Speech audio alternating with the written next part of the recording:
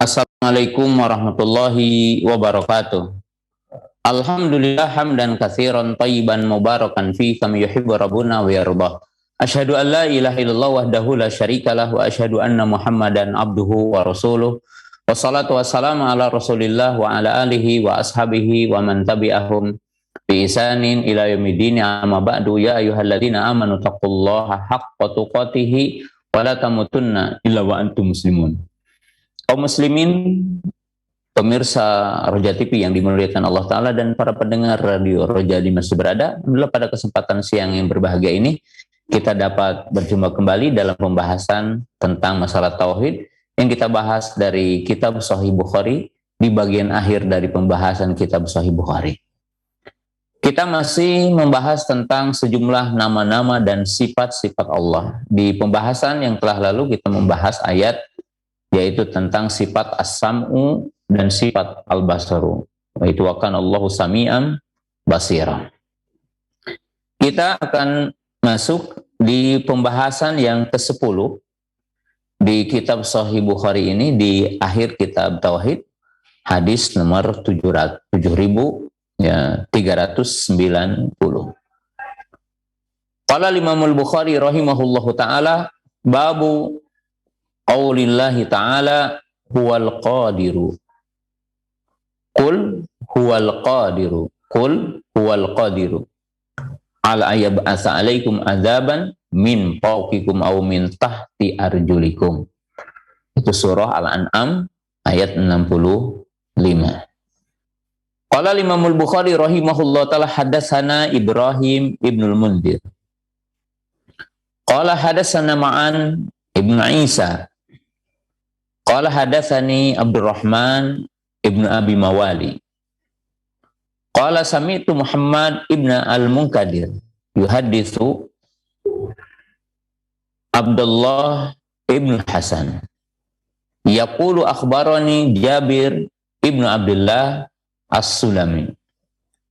Qala kana Rasulullah sallallahu alaihi wasallam yu'allimu ashabahu al-istikharah fil umuri kulliha kama yu'allimu surata minal Qur'an.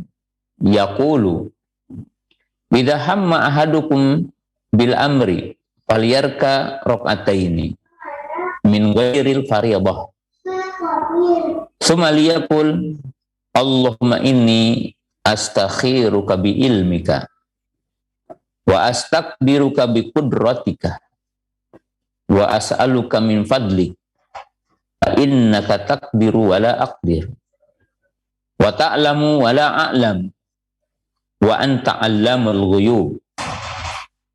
Allahumma in kunta ta'lamu ana hadzal amra, kemudian tsumma tusammi bi ainihi khairan li fi ajili amri wa ajalihi qala au fi dini wa ma'ashi wa akibati amri faqdurhu li wa yassirhu li thumma barik li fihi. Allahumma in kunta ta'lamu annahu syarrun li fi dini wa ma'ashi wa akibati amri au qala fi ajili amri wa ajalihi fasrifni anhu waqdur li al khaira haitsu kana summa rabdani bihi. Bab yang ke-10 ini bab firman Allah Ta'ala, qul huwal qadiru. Katakan wahai Muhammad, dialah Allah al-qadiru, yang maha berkuasa. Maksudnya maha berkuasa, maha mampu, ala ayyab'asa, untuk menurunkan adab, ya, min fawqikum au min tahti arjulikum. Jadi bab firman Allah Ta'ala, qul huwal qadiru. Jadi di dalam pembahasan yang ke-10 ini membahas tentang nama Al-Qadir. Berikutnya adalah nama Al-Qadir. Kemudian nama Al-Muqtadir. Jadi dalam ayat Al-Quran berkaitan dengan sifat ini ada 3 nama, yaitu Al-Qadiru, kemudian Al-Qadiru, kemudian Al-Muqtadir. Yaitu menetapkan nama Al-Qadir, nama lagi Al-Qadir, nama lagi Al-Muqtadir, yang memiliki hakikat makna menunjukkan kepada sifat, yaitu sifat yang dikenal dengan sifat Al-Qudrah, sifat Qudrah. Jadi Allah maha berkuasa, maha mampu, ya, karena tentunya Qudrah ini satu sifat yang menunjukkan bahwa zat yang memiliki sifat itu maha mampu untuk melakukan sesuatu tanpa adanya lemah. Jadi tanpa adanya lemah. Ya, jadi berbeda dengan makhluk. Berbeda dengan makhluk. Jadi di sini adalah menetapkan sifat al-qudrah atau dengan sifat qudrah, yaitu Allah Ta'ala berkuasa, maha mampu. Yaitu qudrah itu menunjukkan fi'lul fa'il biduni al-ajizi. Jadi perbuatan seseorang yang tanpa satu kekurangan yang dinamakan lemah.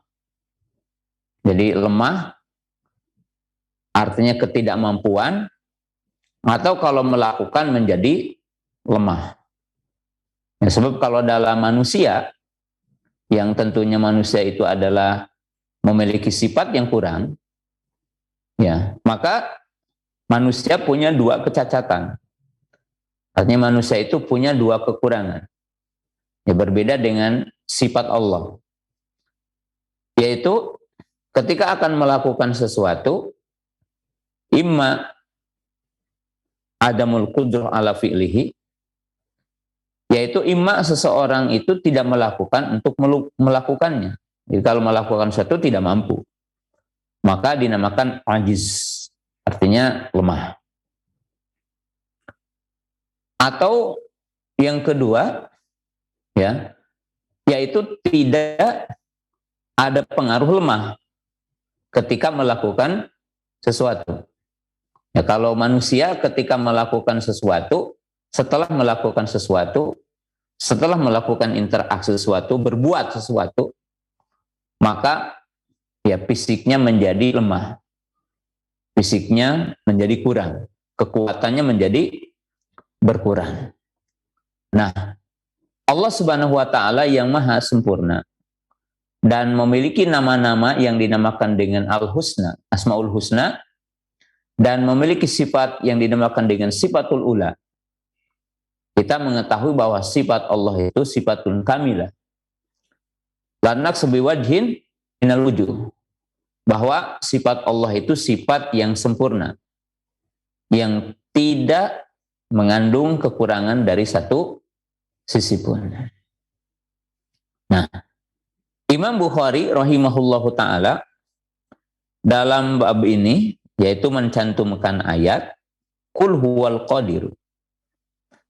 Kemudian beliau mencantumkan hadis, yaitu hadis Jabir ibnu Abdullah tentang masalah salat istikharah. Salat yang mana kita meminta taufik, petunjuk, menyerahkan diri kepada Allah untuk dipilihkan oleh Allah Ta'ala yang terbaik buat kita. Jadi kita meminta pilihan kepada Allah, yaitu pilihan yang Allah dengan ilmunya, pilihan yang terbaik buat kita berdasarkan ilmu Allah, yang mana kita tidak mengetahui ya, apa dari kebaikan itu. Ya, karena Allah Ta'ala maha mengetahui. Ya, Allah maha mengetahui. Nah, maka di dalam bab ini ketika mu'alif membawakan ayat yaitu firman Allah Ta'ala, Qul huwal qadiru. Ya, itu nama Al-Qadir. Kemudian setiap nama mengandung sifat menurut ahli sunnah.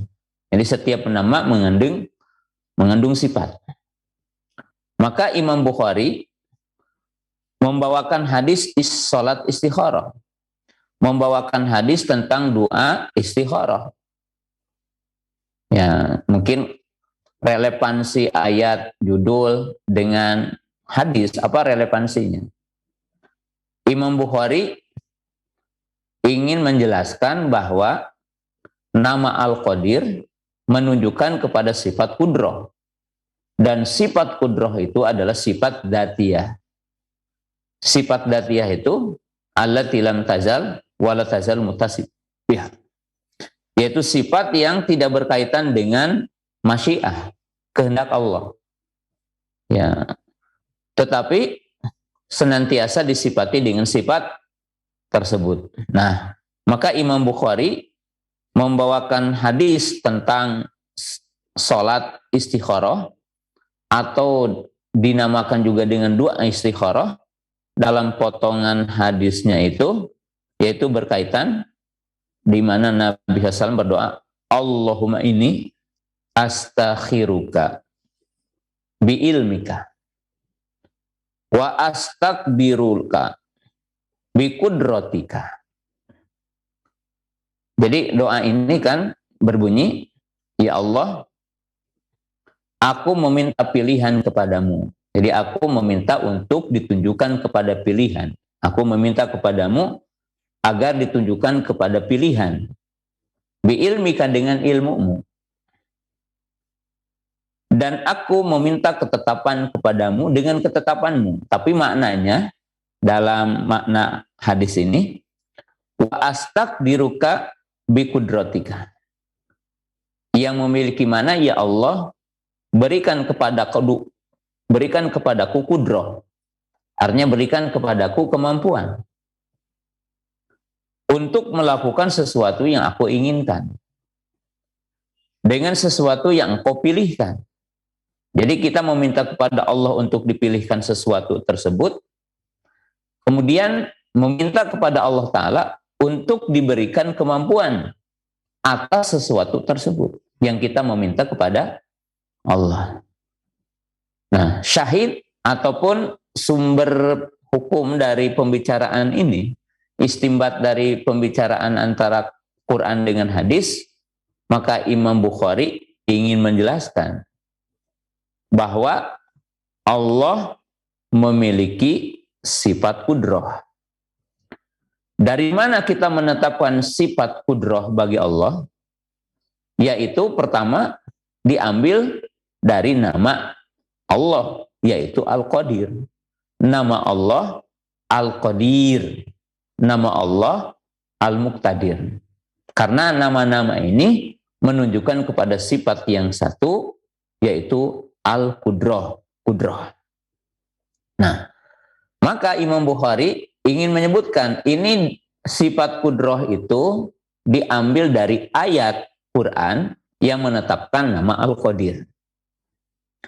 Plus menetapkan sifat kudrah ini dari sabda Nabi SAW dalam doanya yang diajarkan kepada para sahabat Nabi SAW, yaitu menyebutkan sifat kudrah.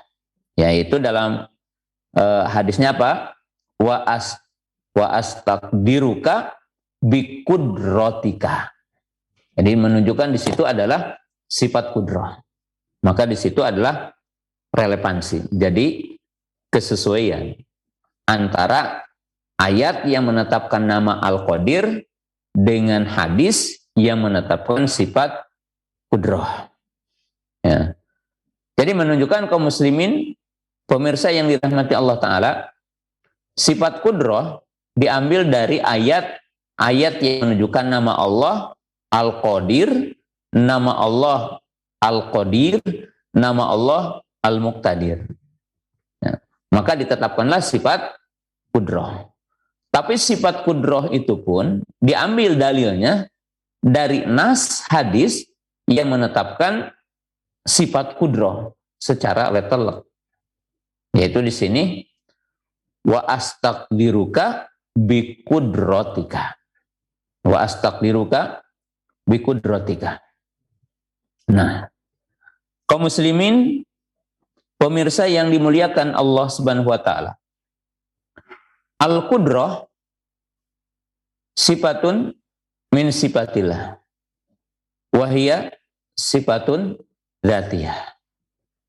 Al-qudrah sifat di antara sifat Allah. Ya. Yaitu sifat dzatiyah. Yaitu kita memahaminya adalah sifat dzatiyah. Jadi bukan sifat fi'liyah. Ya, sifat dzatiyah, bukan sifat fi'liyah. Apa perbedaan Anda sifat dzatiyah dengan sifat fi'liyah?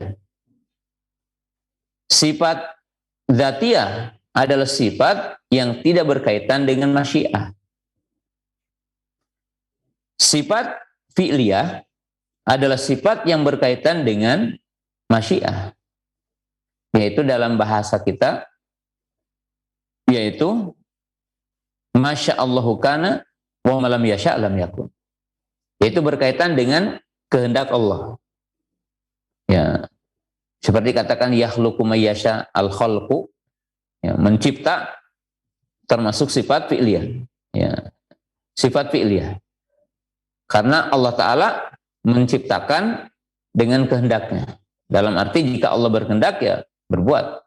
Walaupun sifat al-khalqu ya sifat dzatiyah fi'liyah. Jadi sifat dzatiyah fi'liyah. Seperti sifat kalam. Sifat kalam itu sifat dzatiyah fi'liyah. Dari sisi usul sifat itu maka dinamakan sifat dzatiyah. Karena Allah Ta'ala senantiasa disifati dengan sifat kalam. Adapun dikatakan dengan sifat fi'liyah karena Allah Ta'ala berbicara kapan, dengan siapa, bagaimana Allah berkehendak. Maka dinamakan dengan sifat fi'liyah. Tetapi dzatiyah fi'liyah. Nah, kaum muslimin jamaah yang dimuliakan Allah Ta'ala. Nah sekarang sifat kudrah. Jadi Allah Ta'ala maha berkuasa. Jadi Allah Ta'ala maha berkuasa. Ya. Dan kudrah Allah Ta'ala itu kepada segala sesuatu. Jadi kudrah Allah Ta'ala kepada segala sesuatu. Ya. Sebagaimana dalam ayat umpamanya Allah Ta'ala berfirman, wa kana Allahu ala dzalika qadiran. Ya. Wa huwa bikulli syai'in qadir. Innallaha ala kulli syai'in qadirun. Sesungguhnya Allah Ta'ala kepada segala sesuatu maha berkuasa. Jadi di sini kudrah itu adalah sifat dzatiyah. Nah, sifat kudrah ini dimanai hakikat kudrah itu apa? Yaitu fi'lul fa'il, ya, biduni ajiz. Yaitu perbuatan zat yang berbuat tanpa ada kelemahan. Jadi tidak mengandung lemah. Nah, dan ini bisa dalam dua kategori. Kategori yang pertama, bahwa tidak ada yang tidak mampu bagi Allah. Karena Allah Subhanahu wa Ta'ala disifati dengan sifat kudrah. Dan kudrah Allah Ta'ala meliputi segala sesuatu. Artinya berkuasa, mampu untuk segala sesuatu. Nah, berbeda dengan manusia. Manusia mungkin di awalnya tidak mampu melakukan ini, ya, melakukan ini bisa, tapi melakukan yang lain tidak. Yang kedua, dari sisi bahwa Allah berbuat, Allah berkuasa tanpa juga dibarengi dengan apa yang dinamakan wa mamassahu min lugub. Dalam arti tidak dibarengi dengan lemah setelah melakukan. Karena sempurnanya kudrah Allah, sempurnanya kekuasaan Allah. sempurnanya kekuatan Allah. Ya, kekuatan Allah. Beda dengan manusia. Manusia kadang tidak mampu kepada sesuatu dan kadang melakukan sesuatu kemudian dia melemah. Nah, Allah tentunya suci dari itu semua. Karena Allah disifati dengan sifat yang sempurna. Atau dinamakan dengan nama Asmaul Husna, sifat dengan sifatul ula. Sifat dengan sifatul ula. Kemudian, sering mungkin kita dibentuk dialog gitu, bahwa Allah Ta'ala maha mampu kepada segala sesuatu. Jawabannya iya, bahwa Allah Ta'ala maha mampu ya, terhadap segala sesuatu. Ya. Tapi para ulama memberikan catatan. Sesuatu itu ada yang mungkinul wujud, ada yang dinamakan mustahilul wujud. Jadi sesuatu itu ada yang mungkin adanya, ada yang mustahil adanya. Ya. Contohnya yang mustahil itu ijtima at-tabad atau ijtima dua perkara yang bertolak belakang. Seperti dikatakan gerak diam. Ya, ada tidak ada. Maka tidak mungkin bersatu dalam satu keadaan antara bergerak dengan diam. Jika dikatakan apakah Allah mungkin menjadikan sesuatu dalam satu keadaan bergerak dengan tidak bergerak, maka pertanyaan itu keliru karena itu mustahil adanya. Mungkinkah Allah Ta'ala menjadikan sesuatu ada dan tidak ada? Maka jawabannya keliru karena itu mustahil. Tapi jika pertanyaannya, mungkinkah sesuatu yang bergerak menjadi tidak bergerak, dan yang tidak bergerak menjadi bergerak, maka jawabannya Allah Maha Mampu. Karena dikatakan, innallaha bikulli syai'in qadir. Atau yang ada menjadi ada, dan yang tidak. Yang ada menjadi tidak ada, ya. Yang tidak ada menjadi ada, maka itu mungkin. Dan Allah tentunya Maha Mampu. Jadi jika Allah berkehendak akan terjadi. Sebagaimana hal-hal yang ada pada manusia dikatakan mustahil, maka Allah Ta'ala Maha Mampu. Ya, seperti mengembalikan manusia yang telah mati dikembalikan lagi, maka itu bagi Allah syai'un yasir, perkara yang mudah. Dan Allah Subhanahu wa Ta'ala menggambarkan kisah dalam surah Al-Baqarah ya dengan beberapa permisalan ya yang itu adalah berkaitan dengan hari kebangkitan. Itu Allah Subhanahu wa Ta'ala setidaknya menyebutkan 5 kisah di dalam surah Al-Baqarah sebagai dalil tentang hari kebangkitan. Pertama ya, Allah menghidupkan yang mati, yang itu kisahnya pembunuh di zaman Bani Israel, kemudian dipukulkan oleh bagian daging dari sapi, kemudian berdiri dan menunjukkan. Ya. Kemudian yang kedua, Allah memberikan contoh tentang orang yang disambar petir. Kemudian Allah membangkitkan lagi. Kemudian Allah Subhanahu wa Ta'ala mengkisahkan tentang kisah Nabi Ibrahim yang mencincang burung-burung, kemudian dibagikan di gunung-gunung, kemudian diseru lagi menjadi burung lagi, seperti awal permulaan. Kemudian digambarkan tentang satu kelompok manusia yang telah dimatikan Allah dengan 300 tahun lebih, kemudian dibangkitkan hidup kembali. Atau seperti kita melihat sekarang kemarau panjang, ya kemarau panjang umpamanya ada kolam, ada situ ya, tiba-tiba tidak ada kehidupan, tapi hujan semalam, tiba-tiba di situ banyak ikan-ikan. Dan ini menunjukkan bahwa Allah Ta'ala Maha Mampu menjadikan makhluk yang telah mati, kemudian yang telah terpisah dikembalikan lagi ruh dan kembali hidup. Nah, kaum muslimin pemirsa yang dirahmati Allah Ta'ala menunjukkan bahwa Allah Ta'ala maha berkuasa. Ya, sebagaimana ayat yang dibawakan oleh mu'allif ini, ya ayat yang terdapat dalam surah Al-An'am, ya, yang mana ayat itu sebagai peringatan kepada kita, ya, bahwa Allah Subhanahu wa Ta'ala maha mampu untuk menurunkan azab. Ya, Allah berfirman, "Qul huwal qadiru." Ya, katakanlah dia Allah Al-Qadiru ala ayyab'atsa 'alaikum azaban min fawqikum aw min tahti arjulikum. Ya, azab dari atas, ya, seperti hujan, petir, ya. Kemudian azab dari bawah, min tahti arjulikum, gempa bumi, gunung meletus, tsunami dan yang lainnya. Aw yalbisakum syia'an yudhiqa ba'dakum ba'sba'an. Yaitu artinya apa?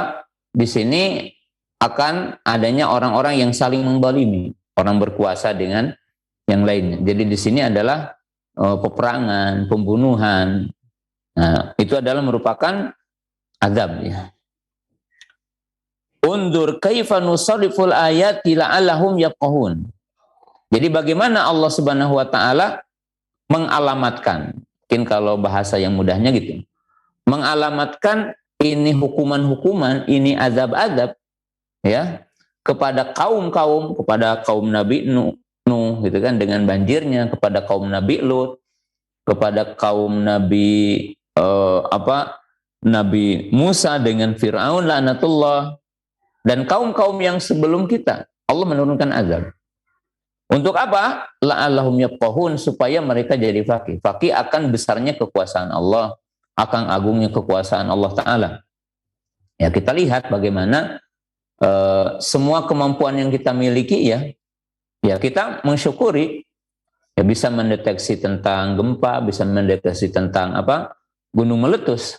Tapi kan keilmuan itu tidak bisa memastikan jam berapa akan terjadi gunung meletus, akan jam berapa akan terjadi tsunami, akan jam berapa terjadi gempa. Ya. Maka Allah Subhanahu wa Ta'ala maha mampu untuk menjadikan apa yang kita lihat dari makhluk-makhluk yang besar itu diperintahkan Allah Ta'ala untuk melakukan sesuatu. Ya, diperintahkan untuk goncang, diperintahkan untuk meluap, maka makhluk-makhluk itu taat kepada perintah Allah Subhanahu wa Ta'ala. Dan Allah Ta'ala maha berkuasa. Ya, jadi intinya kalau berkaitan dengan ilmu yang khusus spesifiknya di sini, ya intinya menetapkan nama Al-Qadir dan menetapkan sifat Al-Qudrah. Dan sifat Qudrah ini diambil dari hadis. Nah, kemudian Nabi Shallallahu Alaihi Wasallam mengajari kita, ya, dalam hadis Jabir bin Abdullah, ya, bahwasanya baginda Rasulullah SAW yu'allimu ashabahu istikharah. Beliau mengajari para sahabat tentang istikharah. Istikharah ini dua hal. Pertama sholat, dan yang kedua doa. Jadi ada sholat istikharah, ada doa istikharah. Ya. Seperti mengajari para sahabat tentang bacaan Al-Quran, tentang surah-surah Al-Quran. Beliau bersabda, "Idza hamma ahadukum bil amri." Apabila, artinya berazam, berniat, merencanakan seseorang kepada satu urusan. Falyarka rakaatain, maka rukulah atau salatlah 2 rakaat. Min ghairil fardhah, salat yang bukan salat wajib. Tsumma liyaqul, kemudian berkatalah atau berdoalah, Allahumma, ya Allah, inni astakhiruka bi ilmika. Aku meminta pilihan kepadamu. Artinya aku meminta untuk ditunjukkan pilihan kepadamu bi ilmika, dengan ilmumu. Jadi di sini menetapkan sifat ilmu bagi Allah. Wa astakbiruka bi qudratika, dan aku meminta kepadamu untuk diberikan kemampuan. Ya, dengan kemampuanmu. Jadi maksudnya di sini bahwa kita meminta kepada Allah kemampuan. Dia berikan anugerah, qudrah untuk bisa melakukan sesuatu itu. Ya. Kemudian wa as'aluka min fadlik, dan aku meminta kepadamu dengan karuniamu. Fa innaka taqdir wa la aqdir, karena sesungguhnya engkau ya menetapkan dan aku tidak bisa menetapkan. Artinya engkau akan selalu bisa melakukan dan aku tidak bisa. Wa ta'lamu wa la a'lam, dan engkau mengetahui sedangkan aku tidak mengetahui. Anta alamul ghuyub, artinya engkau adalah maha mengetahui kepada hal-hal yang gaib. Kemudian mengatakan Allahumma in kunta ta'lamu hadzal amr. Ya. Jika engkau mengetahui bahwa urusan ini, kemudian disebutkan namanya khairon li, baik bagiku, fi ajili amri wa ajalihi. Artinya urusan itu baik ya bagiku, baik dalam jangka pendek atau jangka panjang. Artinya untuk hari ini dan ke depan. Ya. Au fi dini wa ma'ashi wa akibati amri. Atau baik bagi urusan agamaku dan kehidupan duniaku dan akhir dari urusanku. Atau mengatakan fi ajili amri wa ajalihi. Ya. Kemudian ya juga berkata fasrib anhu. Ya. Waqdur li al khaira haitsu kana. Jadi berarti di sini kita meminta kepada Allah Subhanahu wa taala yaitu pilihan. Ya. Mohon tadi terpotongnya kita di sini. Faqdur huli wa yassirhu li. Maka kalau itu baik bagiku, ya, tetapan bagiku, maksudnya juga berikan kemampuan aku untuk melakukannya dan bikinlah mudah urusan itu bagiku. Ya. Allahumma in kunta ta'lam annahu syarrun li fi dini wa ma'ashi wa akibati amri. Ya Allah, jika seandainya urusan itu adalah buruk bagiku dan buruk bagi kehidupanku dan buruk bagi agamaku dan buruk bagi akhir dari urusanku, ya, atau dikatakan ya buruk di waktu yang dekat dan yang akan datang, fasribni anhu. Ya Allah, palingkan aku dari hal tersebut. Jadi palingkan aku dari hal tersebut. Waqdirli al khairu haitsu kana. Ya Allah, jadi takdirkan kepadaku kebaikan saja dalam semuanya. Nah, kaum muslimin pemirsa yang dimuliakan Allah Subhanahu wa taala, ya di sini berbicara tentang masalah tentang istikharah. Jadi masalah tentang istikharah, ya. Yaitu istikharah ini mengandung dua makna. Ya. Pertama adalah doa istikharah, kedua adalah salat istikharah. Nah, salat istikharah ataupun doa istikharah menurut sebagian para ulama itu memiliki 3 urgensi. Jadi ada 3 keutamaan. Jadi kaum muslimin pemirsa yang dimuliakan Allah Ta'ala, ya di sini kita ambil kembali penjelasannya urgensi salat istikharah ataupun doa istikharah. Yang pertama, bahwa adanya salat istikharah atau doa dalamnya adalah doa istikharah itu agar kita bergantung hanya kepada Allah. Agar kita hanya menghadap kepada Allah. Ketika ada urusan, ya, maka kita tidak meminta kepada jin, tidak meminta kepada syaitan, tidak meminta kepada penghuni kubur dan yang lain. Tapi kita hanya iktimat kepada Allah Ta'ala. Yang kedua, agar kita diberikan taufik tentunya sama Allah, yaitu kepada keberuntungan, kepada keselamatan dalam urusan yang kita inginkan. Dan yang ketiga tentunya sebagaimana dalam ujung hadisnya dikatakan tsumma raddini bih, itu agar kita ridho akan ketetapan-ketetapan Allah.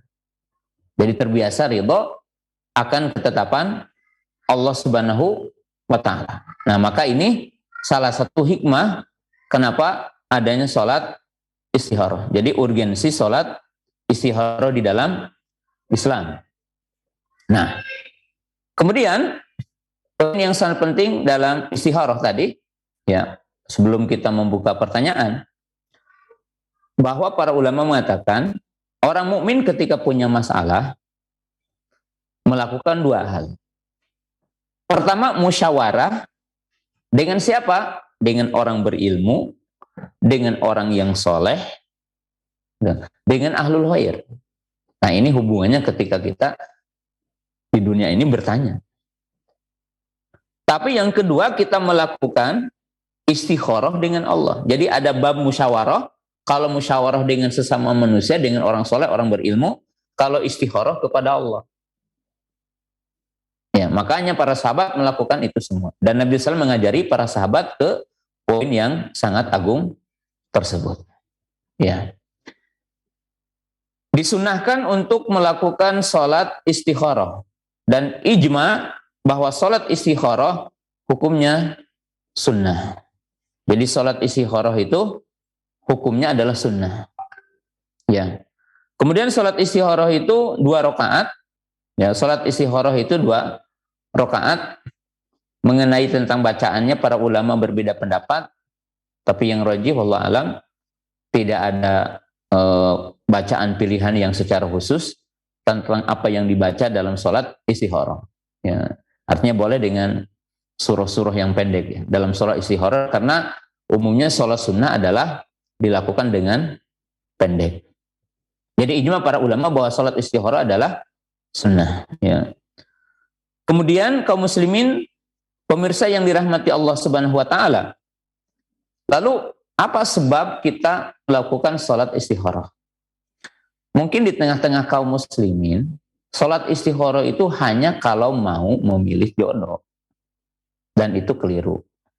Pengkhususan maksudnya. Bukan kalau kita akan memilih jodoh tidak, itu tidak benar. Tetapi sebagian kaum muslimin itu menganggap bahwa sholat istikharah itu hanya kalau kita ingin pilih jodoh. Merasa ragu mana yang baik atau enggak. Enggak ya. Itu dalam semua urusan. Idza hamma ahadukum bil amri. Nah, bil amri ini umum. Ya. Dan ketika seseorang tidak mengetahui gitu, terhadap sesuatu tersebut. Jadi terhadap sesuatu tersebut, maka orang melakukan apa? Istikharah. Melakukan sholat istikharah. Dan sholat istikharah itu, Allah Ta'ala alam, tidak ada waktu yang utama. Jadi dalam arti tidak mesti jam berapa, ya hari apa. Nah itu Allah alam tidak ada dalil ya dalam arti waktu-waktunya itu ditetapkan apakah waktu malam ataupun siang, tidak, tetapi adalah umum ya, waktunya. Jadi tidak ada ditetapkan umumnya. Nah, kemudian yang selanjutnya, kapan kita doa istikharah? Doa yang tadi.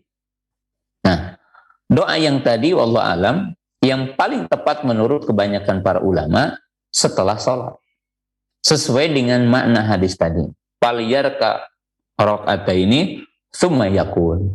Lakukan sholat 2 rakaat, kemudian setelah salam berdoa dengan doa yang tadi. Jadi berdoa dengan doa yang tadi. Itu adalah poin yang sangat penting. Ya, jadi doanya lebih afdal adalah setelah mengucapkan salam. Ya. Jadi setelah mengucapkan salam. Nah, kemudian kaum muslimin pemirsa yang dimuliakan Allah Subhanahu wa taala, satu image yang sering mungkin muncul dalam sholat istikharah atau doa istikharah, ya, alamatnya itu tidak ada berkaitan dengan mimpi. Jadi umpamanya harus disertai dengan mimpi. Ketika memilih jodoh ada mimpi, kemimpiin gitu. Berarti itulah pilihan Allah. Tetapi itu semua adalah dengan takdir Allah. Semua dengan taufik dari Allah Ta'ala. Bahwa Allah Ta'ala akan memberikan jalan yang terbaik. Karena kita memang memilih yang terbaik kepada Allah Ta'ala. Jadi bukan dengan ilapat-ilapat seperti mimpi. Nah, kaum muslimin, pemirsa yang dirahmati Allah Subhanahu wa taala, jadi para ulama mengatakan tadi salah satu penyusul penting musyawarah qoblal istikharah. Musyawarah dengan orang soleh, dengan orang berilmu, istikharah, kita meminta taufik kepada Allah Subhanahu wa taala. Barangkali demikianlah apa yang kita bisa bahas di bab yang ke-10 ini dalam pembahasan ayat Qul huwal qadiru ala ayyab'atsa 'alaikum adaban min fawqikum aw min tahti arjulikum al-ayah. Syukran jazakumullahu khairan Ustadz wa barakallahu fikum atas penjelasan dan nasihatnya yang telah disampaikan dan sangat bermanfaat.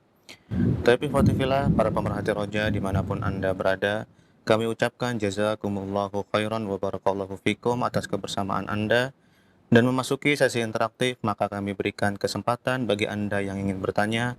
Kita bacakan pertanyaan yang pertama. Bismillah, Assalamualaikum Ustadz, dengan hamba Allah di Medan. Mohon penjelasannya kembali secara singkat yang dimaksud dengan sifat zatiyah dan apa saja contohnya Ustadz. Syukran. Masya Allah, sifat zatiyah itu seperti sifat ilmu, sifat basar, sifat sam'u, sifat qudrah, sifat hayat. Jadi sifat dzatiyah itu adalah sifat yang tidak berkaitan dengan masyiah, kehendak Allah. Ya. Jadi beda dengan sifat fi'liyah, karena Allah berbuat kapan saja Allah berkehendak kan gitu. Tapi kalau sifat dzatiyah itu tidak berkaitan dengan masyiah, tidak berkaitan dengan kehendak. Ya, seperti Allah disifati dengan ilmu, Allah disifati dengan mendengar, Allah disifati dengan melihat, Allah Ta'ala disifati dengan hidup, Allah Ta'ala disifati dengan kudrah, ya, Allah Subhanahu wa Ta'ala disifati dengan sifat-sifat yang lainnya, hikmah, adhamah, ya, dan yang lainnya.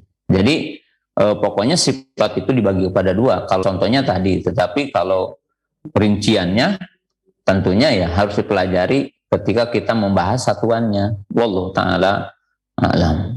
Syukran jazakumullahu khairan wa barakallahu fikum Ustadz atas jawabannya. Semoga jawaban yang telah Ustadz berikan dapat bermanfaat bagi penanya.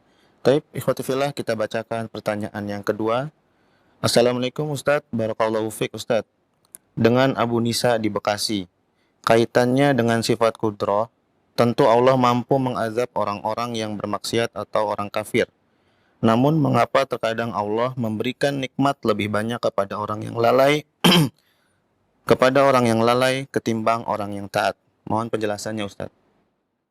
Kaum muslimin pemirsa yang dirahmati Allah Ta'ala, mungkin Bapak ini berbeda dengan tadi. Allah maha mampu. Tetapi kan Allah memiliki sifat lain, yaitu sifat rahmah.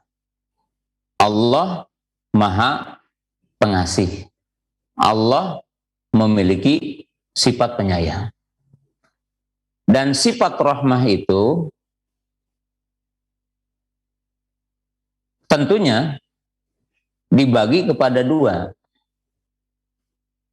Ada sifat rahmah Allah untuk seluruh makhluknya, termasuk orang-orang kafir, orang-orang mukmin. Itu rahmat Allah di dunia. Allah memberikan rezeki kepada manusia, memberikan harta kepada manusia. Maka ini rahmat Allah. Tetapi rahmat ini terbatas yang Allah berikan kepada orang kafir, orang ahlu maksiat. Nah, Allah rahmat untuk orang beriman. Maka di dalam Al-Quran Allah memiliki dua nama, Ar-Rahman, Ar-Rahim.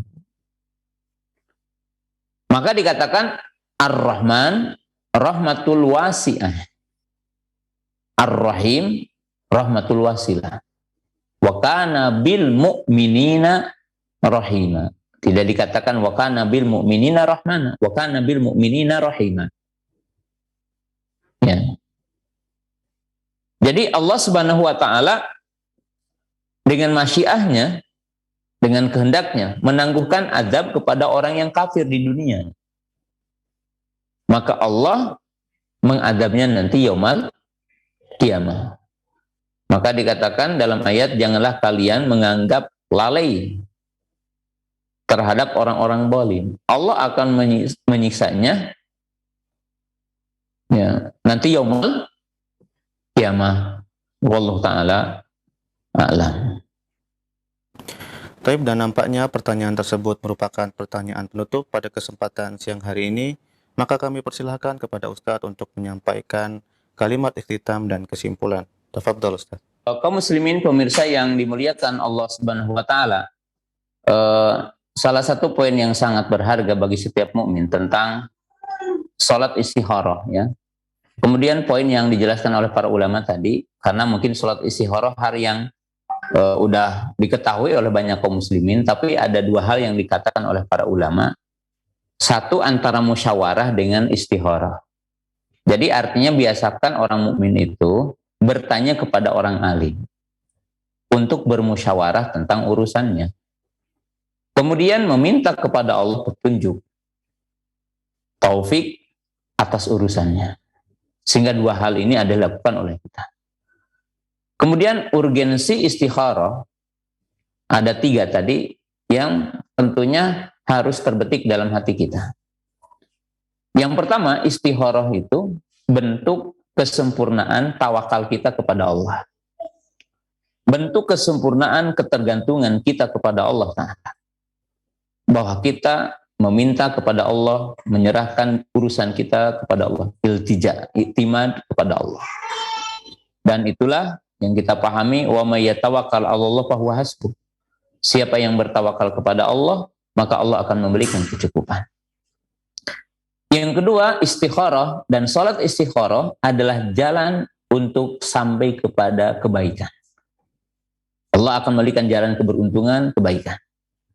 Dan yang ketiga, mengajari kita agar kita senantiasa ridha dengan ketetapan Allah.